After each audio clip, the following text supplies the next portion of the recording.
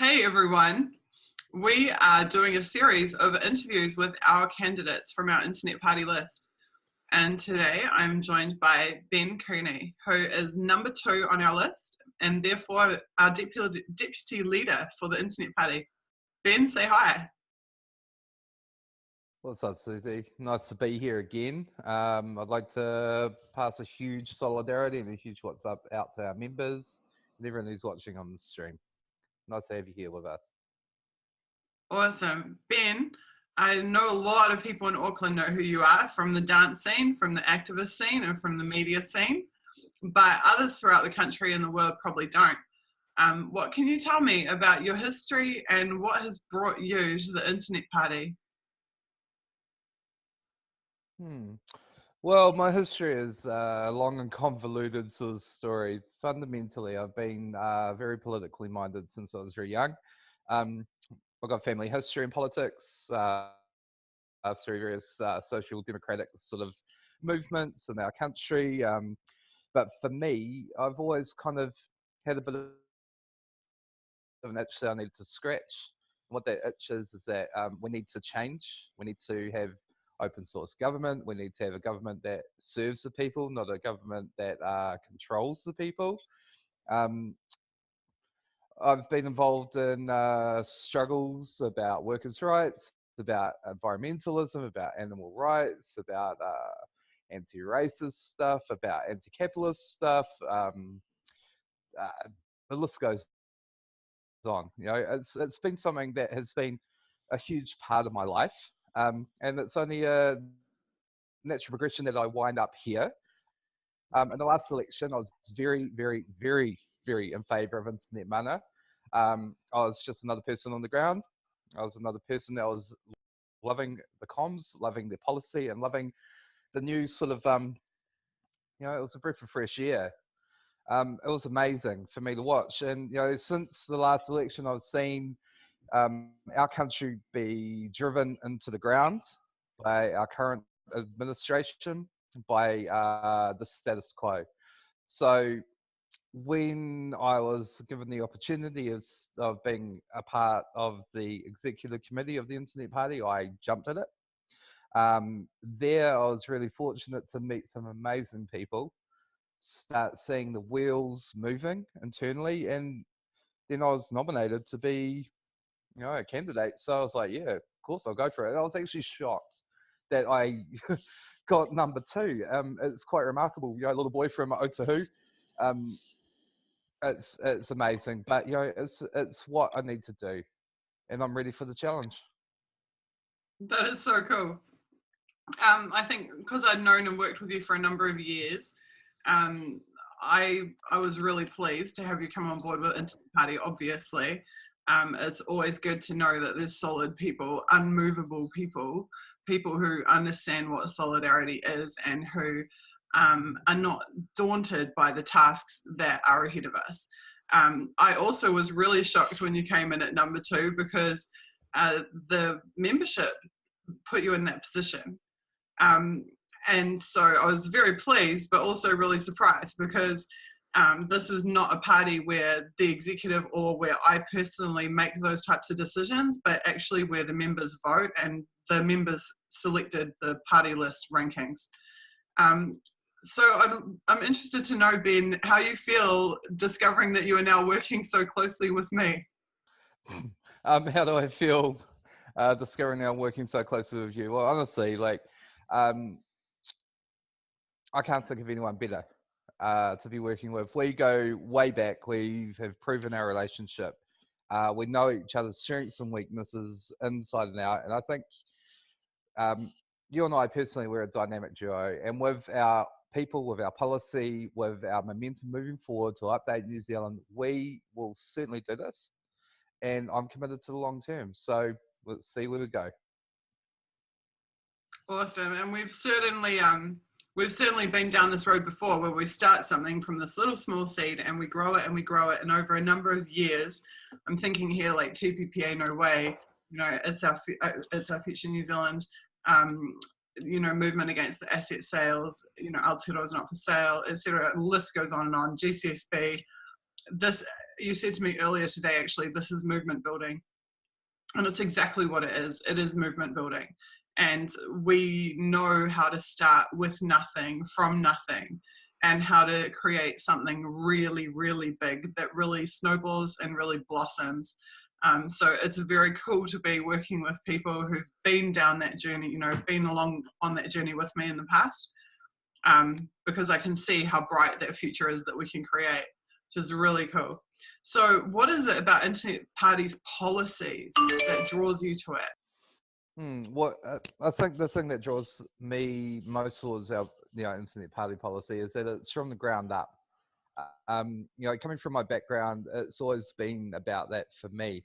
I really appreciate the crowdsource model, the open source model. It gives us a really good framework of representation that we can all truly believe in, because we've created that by us, for us. So I think, in terms of the way that policy works on the other parties, it's very topographical. It's from the top down, and I don't, it's through like think tanks and paid people and scholars and professors, and that's all good and fine. I get it, but we're on the precipice of a new way forward, and I think we've had years, especially here in New Zealand, we've had years of 35 years odd, 35 years, arguably since about 1989, of this neoliberal nightmare that we live in. And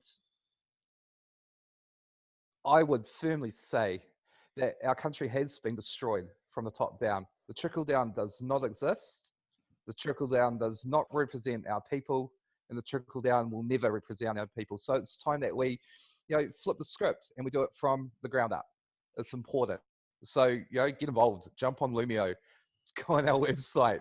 This is as much ours as it is yours, and we collectively will create this. Awesome. So what are your hopes for 2017, and what are your hopes for 2020? That's an interesting question. What are my hopes for 2017? I hope that our narrative gets out into the mainstream. I hope that we build.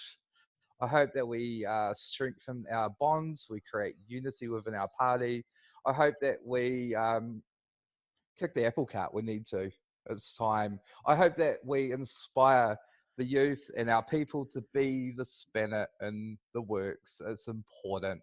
We can't sit idly on the sidelines and watch the mainstream media tell us how to think anymore. We need to actually get out there and show them, this is us, this is what we want, not what you want us to want. In terms of 2020, I'm really excited. I think we're on a real positive trajectory. We will be moving, we will be building, and by the time we hit the ground for the 2020 election, we'll be strong, unified, and will be a force to be reckoned with. How do you feel about the two-party horse race that we see right now in New Zealand? It's just a bit of a status quo. You get the old white men, sort of conservative Tory line on the right, and you got the old white men, social democratic with massive quotation marks around it on the left. They don't serve the people.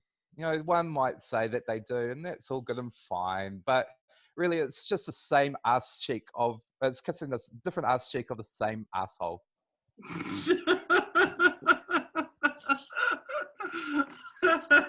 What Parliament does, the streets will undo. Classic. And I'm sure that any other party would censor that. Maybe. And that's fine. Anyway, look, I'm really like, I'm Generation X and proud. I was born in 1977. I come from the whole punk ethos, the rave ethos of DIY. We need to do it ourselves. It's time. I'm so bored of being told how to think and what is good and what is right and what is wrong. Look, it doesn't represent us. We need a youth quake. We've got one member on the right who's minutes from being put to pasture, come on, let's face it. And we've got another person on the left was young and good and sprightly and cool, but a career politician. As much as I respect her, as a person, which I do, um, you know, just it's not unrepresentative of the youth of who we are.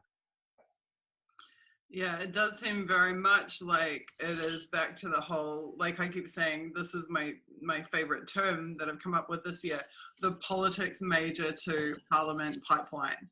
It's like For sure. the seal of approval, right, is that you have been conditioned, you have been reformed and conditioned into accepting, not just accepting, but participating in upholding the status quo. And what we have right now Absolutely. are two parties which together have been responsible for every political decision made until the current day. And we are still being told that those two parties are the way forward. And that is completely, Absolutely. And it makes no sense. It makes no logical sense. But it's been like jazzed up and sold to us as something new when it is in fact exactly what led us to this place. yeah. I always come correct with the cinematic references, right? That's just how I am. Groundhog Day, over and over and over again. So let's update New Zealand. Let's get moving. It's time. I totally agree. Okay, thank you so much for talking with me today. It's really good for people to get to hear a bit more about our candidates. And over the coming days, I will do a short interview like this with each of them in the absence of the mainstream media who have not bothered to interview any of our candidates yet. Even though I know one of our candidates, Blake, at 19 years of age, is probably the youngest candidate for Parliament in political history. You would think that would be news. However, we are yet to hear any requests from the mainstream media to interview our candidates. So, as you said, DIY, we'll do it ourselves. Okay, thank you so much, Ben. Absolutely. Take care, and we'll hear more from you soon. All right. Thank you very much. Thank you very much, Suzie. Solidarity worldwide. We are unstoppable. Another Aotearoa is 100% possible. Update New Zealand Vote Internet Party 2017.